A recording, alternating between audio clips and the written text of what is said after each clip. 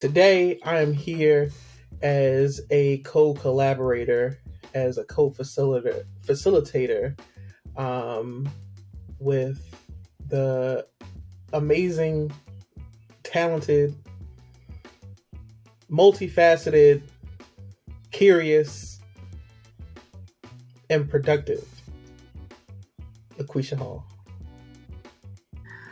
Well, first of all, Brian, I need to take you with me everywhere I go for how you did introduce me. I'm so happy to be here. I am here because I absolutely love the people behind the scenes of this project, and I believe in the purpose behind it as well. Yeah, so my name is LaQuisha. I am a lot of things. I am a survivor of abuse. I am a woman of God. I am an educator in an urban school district. Um, might I add, award winning because I won Teacher of the Year in 2018. I am also very much involved in my community in a plethora of ways. And so I mention all that because I think that a lot of what we're going to discuss tonight, sometimes we might think of it in the vein of academics only or productivity only, but there are so many things that happen in our lives that lend itself to us taking time like this out. Like, we need this for so many reasons. Like I mentioned, now I'm a survivor of abuse, and it is so important for me to have the time to sit, think, reflect, be productive in my own way, and sometimes very much be alone. And I think the strategies that we're going to discuss tonight have lent itself to me moving from a victim to a victor in my life, and um, being able to be successful in all the roles that I play now in the world. So I'm really grateful to be here, and thanks again, Brian, for that intro. Can you sort of take us back to that moment of why you of remembering why you started? Like why did a path to teaching speak to you so much? Yeah. Well, first, I just want to tell you that I really appreciate the question, because so many times I've encountered people who are like enamored with where I am now, and they don't take the time out to learn about the journey, which is the most important part, right? And so um, I started because there was a little Kwee that was ignored years ago, who felt like she had no voice and was flourishing in school but still struggling, and not many knew it. I think that the journey that I've had was extremely painful initially. I went through a lot of, because of the trauma, I went through a lot of anxiety, depression, even suicide attempts early in my life. And so um, as I matriculated into education and found myself teaching urban students, Brian, one of the things that I got really tired of was hearing my story repeated back to me through the kids that were sitting in front of me. And I felt like, why is this still continuing? Like, it happened to me when I was 14, and now I'm 20 something years old, and I'm still hearing that kids are being sexually abused, seeing domestic violence. They're being they're going through child abuse. There's just so much happening in our homes. And so I started really because I wanted to show the young people that I served in Baltimore City that there is another way to come out on the other side, and it does not have to look like or be what you might see often in the streets of Baltimore. And so I feel like I have successfully done that, but I can't do it alone. And so my why now is to continue, because it takes a village to expand this message. You all are a part of that village. There are so many people out here doing this work to be a role model and example to those who might not otherwise see it. Yeah, I definitely. I'm gonna. I have, of course, I have more questions, but I want to take a second for us to just like sit in that for a second. Oh, wow. Whew. That's all. That's all I can say right now is Ashe. Ashe, from your word, from your mouth to the seeds in the ground. Oh man. So a good for me, a good part of this theme right now is going directly back to the Grow Guide and thinking about specifically R2, which is something I come back to a lot. And with R2 within the Grow Guide, that's titled Plan Your Reading Out. Use a calendar to map out the page numbers you want to read in a text. Follow the calendar as a way to meet your reading goals. If you miss a day on your calendar, move into another day. Keep working with your own reading schedule to determine the best days and times you are most productive reading. A really big thing that for me relates directly back to this is collaborating with yourself on your learning process. I think so often it's really hard, especially for speaking from my experience. I've always felt like growing up, education was something that was sort of like dangled over my head and taken from me at numerous points as a means of control and depression ultimately. And it took me becoming an adult. I didn't read my first book all the way through until I was 21 years old. Wow. Because I never felt that. Ultimately, I never felt that learning was something that I was deserving of. I never felt that education was something I was deserving of.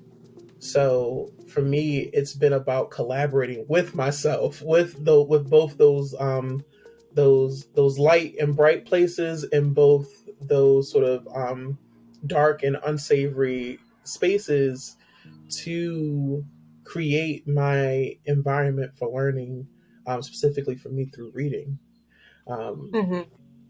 And I always used to say, I always had so much time, such a hard time figuring out like when I would make time to do it. And I was never giving myself grace throughout that process. Really until I was able to discover a lot of what's in the Grow Guide recently, that I've been able to really step back and reassess how I work, what working means to me, what productivity means to me, and how I can collaborate with myself in an honest way to schedule that out so I have time. Before this, I had a great opportunity to sit in the woods by a beautiful stream of water and read the book I have with me today. A part of my calendar scheduling is also these moments, these moments where I think otherwise it would have been pretty hard for me to carve out time to do, especially 25 minutes of reading, like we'll go into. So throughout that, what I want to take from that and ask you is, how throughout this process, how have you reimagined your relationship with productivity? First, I just want to say, Brian, you're not alone in your experience. I won't say that I necessarily had the exact experience as you myself, but coming into teaching, I taught high school literacy, and I mostly taught 9th grade. And what I discovered in my English classroom was that a lot of my students had never finished a book unless it was a book that they were required to read in a classroom prior to entering mine. And so it wasn't a book they necessarily wanted to read, desired to read, or may not have even understood, because it kind of just went through the motions to satisfy the needs of the class and the teacher's requests.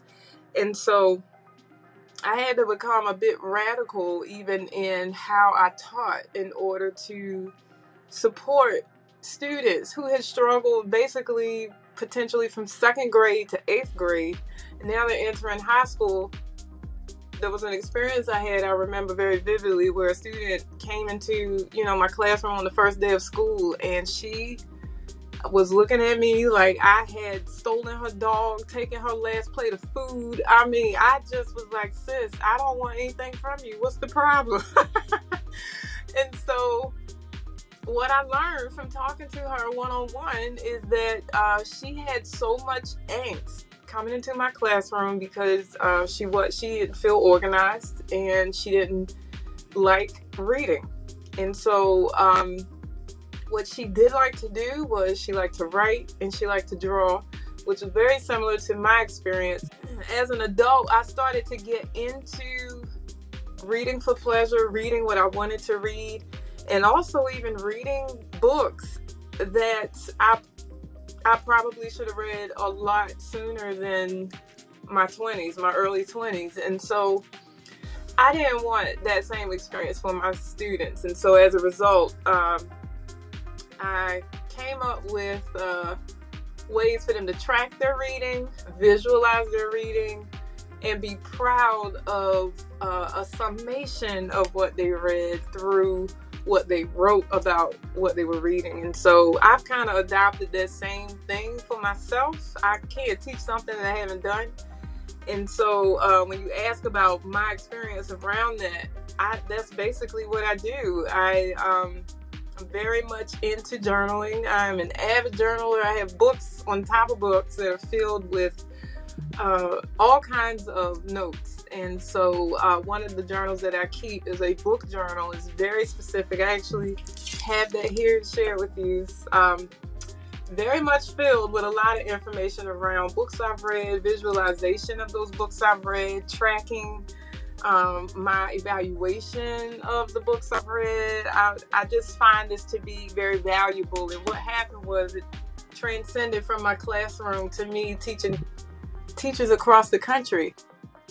I believe that we all have different ways of learning, and that in order for us to be productive, we have to embody our learning style and what we're being asked to do. So like that young lady who came to my classroom, she was creative essentially. So I had to use creativity to help pull her back into reading, being productive, so on and so forth. And once she grabbed hold of that, she was soaring after that. And all of the students that I taught read more books in one school year than they had ever done in their career in ninth grade. So I do believe in the methodology that I practice. I love having guests like yourself because y'all get into it and y'all just eat through the questions, and I love it. I love it so much. A big part of my own work as an artist, as a learner, as a guide, holistic practitioner, is space making. I think that a lot of the sort of practical things that we give to people in learning spaces are an incredible part of the work. So can you speak a little bit more to the sort of the importance of space making Yes. within? I hate just saying teaching, because it's so much more than just teaching. Yeah. Can you talk about the importance of space making within this labor of love Yeah. that you do for these young people? So I'm going to talk about space making in two different ways. Making space in time is important. I think we live in a society where everything is go, go, go, do, do, do. And we want everything the same way we get it out of the microwave, right? Like quickly and now. And so reading, being productive, and even just taking time to sit and write a to-do list for yourself, that all requires a moment of reflection and slowing down. And I think that because of the way our society is moving, that part of our day has kind of been eliminated globally. And I was very intentional with teaching. So when you talk about teaching, I think part of the reason, Brian, for you and for so many other people, that you may have been in a space where you're like, I've never done this before and I need to sit with myself and re-engage, is because no one showed you a process. It's important. We are sponges. We soak up everything, even all the way to, first learning language as children. We soak up language through people talking to us. Someone has to show us what it looks like, what it sounds like, what it feels like, what the outcome is, so that we in turn can practice that. And so if no one in your, and I'm not saying that this didn't happen, but if no one in your academic timeline, no one in the timeline of my students prior to them entering my class really sat with them and showed them the way, how does this look? Why is this important? What is the outcome? Then you're not going to practice it, plain and simple. And I think being intentional about slowing down and having that time for reflection, having that time to even sit with yourself, which you mentioned earlier, people don't do that anymore because there's an itinerary that's constantly going in their mind. And so what I did as an educator was I specifically carved out the first 10 to 15 minutes of every class period. I didn't ask them for anything. I greeted them at the door. They came into seating that wasn't always just desk and chairs. They could come in comfortably, select the book of their choice, and take that first 10 to 15 minutes of class to read independently on their own what they decided to read. And prior to them doing that, I had already taught them a plethora of reading strategies, and so they employed the one that worked best for them.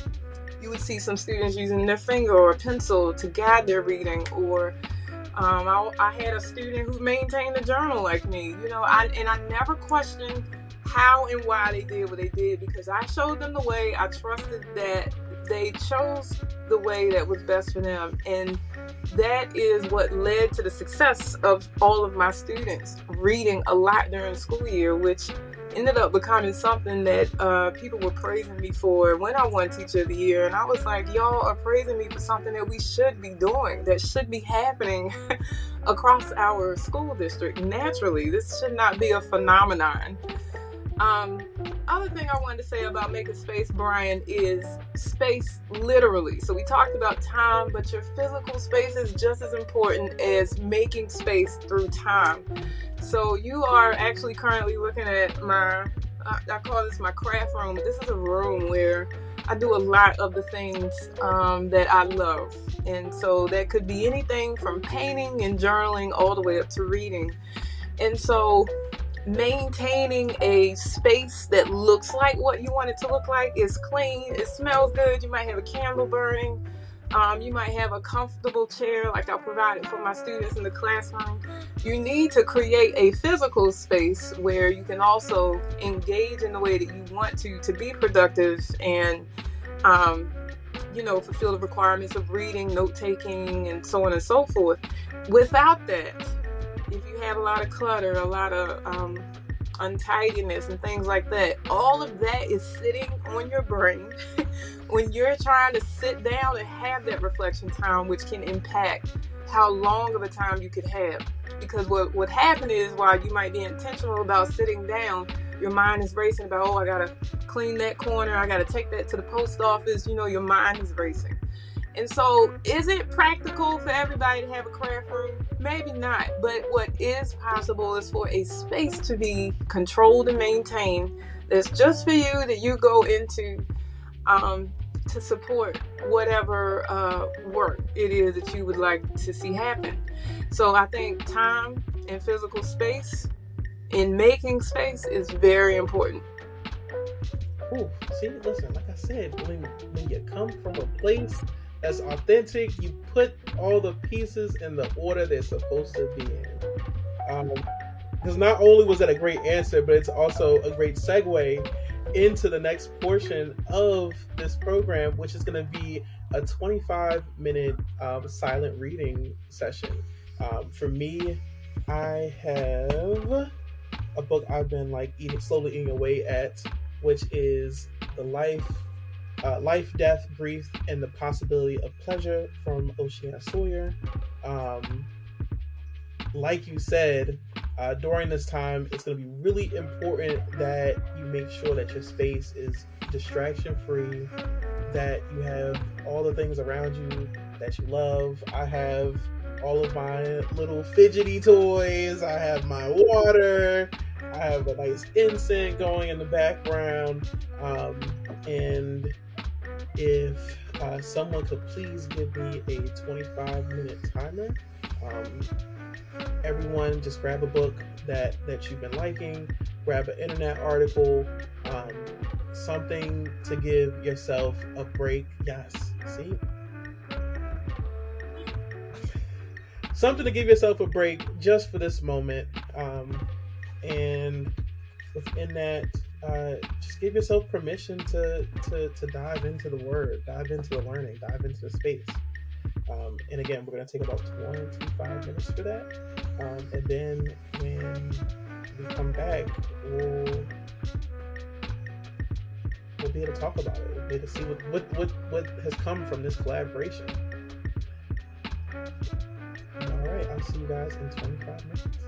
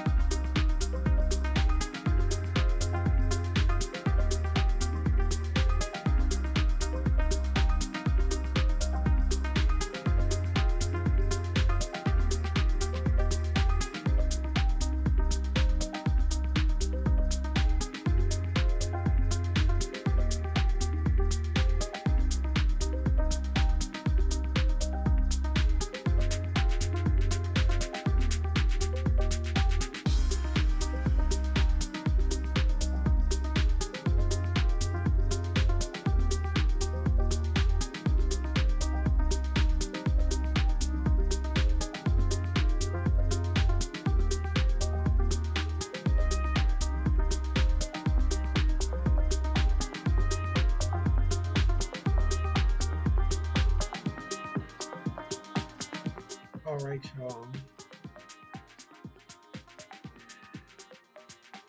Time to put that bookmark back in before we dive into the third and last portion of this. I just want everyone to just like take a second to like shake your hands out, the neck back. Make sure you listen. Take your highlighter, highlight that last line, crease that page, put that bookmark in, and then going back to the spirit that we're all bringing into this space, the spirit of collaboration. Collectively, let's all just take a breath. Remember, don't breathe. Don't breathe up into your brain. Breathe into your lungs. 1, 2, 3.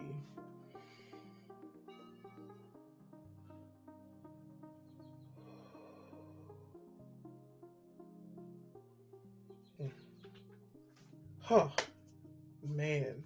To start off this this closing portion, I just want to take a second to ask, what do you feel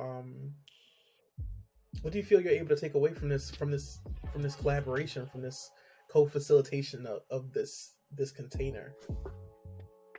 One of the big takeaways is that I have personally is that there are not enough spaces like this. I like how this targets adults. Of course, I'm sure there could be young people that are participating, but there's not enough spaces like this that exist where you're being intentional about not only learning about this, but also practicing it simultaneously. And so I'm looking forward to when you all host this in person at the Paper Herald. I'm planning to attend because I want to see what this looks like live, and I want to see this flourish and continue. Something I really want to leave everyone with is really just a question. What happens next? What do we take from this space, and how do we use that to move forward? I will be honest with you, Brian. I cannot operate in the world without being authentic to myself. And I know that I didn't just arrive, as you mentioned earlier, in this space. I've had to overcome a lot to even get to a place where I would feel at peace sitting down to read. And I think the more that we invite those who we're trying to support to be introspective and look at what are some things that could be holding us back that might not have anything to do with how nice your home is, how clean it is, how many books are on your shelf, but there might be some things to unpack that we have not yet looked into, which could be impacting us. So one of the things I just want to leave everyone with is be okay with looking into how to start your own healing journey so that space and time like this doesn't look so daunting. Therapy is okay if needed. And I know a lot of times I've talked to people and they'll say, well, it's not that serious. I can do it without worrying about all of that. But we don't realize how much of a role that plays in our lives and shows up in every crevice of what we do. And so we just want to clean those crevices as much as possible so that we're truly in a state and space of peace when we pursue the things that we want to enjoy. Yeah.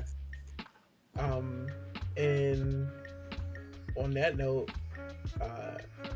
first I want us all to just again take a breath, really sit with those words, and within that breath also give ourselves just a thank you for choosing to show up, a thank you for doing the hardest part, which is showing up. Brian, real quick, may I say something to Dominique? First, I just wanted to say thank you for sharing that comment that you shared about your fear. I think the part that needs to be unpacked is where was that starting point of causing the fear? So there might have been something in the past that happened, maybe in school, in your early academic life, where maybe you heard someone laugh or make a comment about you, and you haven't forgotten it. That's the thing. You need to go to the root and dig that up. Speak to that little girl or boy or whoever that is in you and let them know that that's not who you are now. Moving forward, do the work against the comment or the embarrassment or whatever it was that fueled you into being in a place of fear. You didn't just wake up and have a fear of public speaking and reading out loud. There's something that is causing you to feel inadequate in that area, and once you dig that up, nurture it and replant it. Oh yeah, coming through with the gems. And yes, again, remember, please, it is okay to seek help.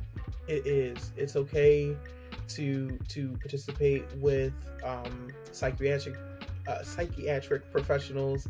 It's okay to engage with the people around you that love you. It's okay to engage with any sort of pharmaceutical intervention that's necessary to help you navigate this work. Um, the hurt thrives in isolation. So please always reach to the side, and again, give yourself permission to keep showing up.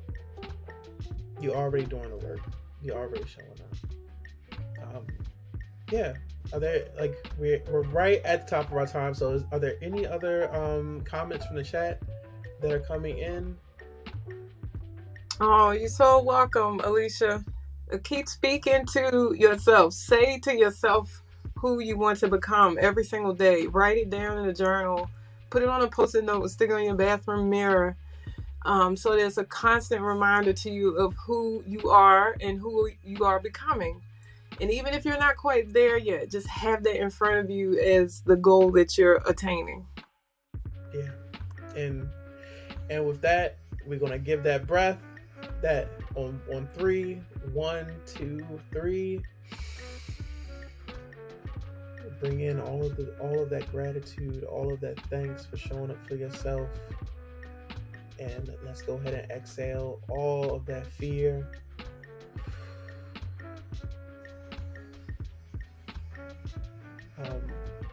Oh, man, thank y'all so much. Where can we engage with you outside of this space? I am on all social media at LaQuisha Hall. I also have an education account under Mrs. Hall, MRS Hall, and in the word scholars. And in either of those two spaces, you'll be able to connect with me.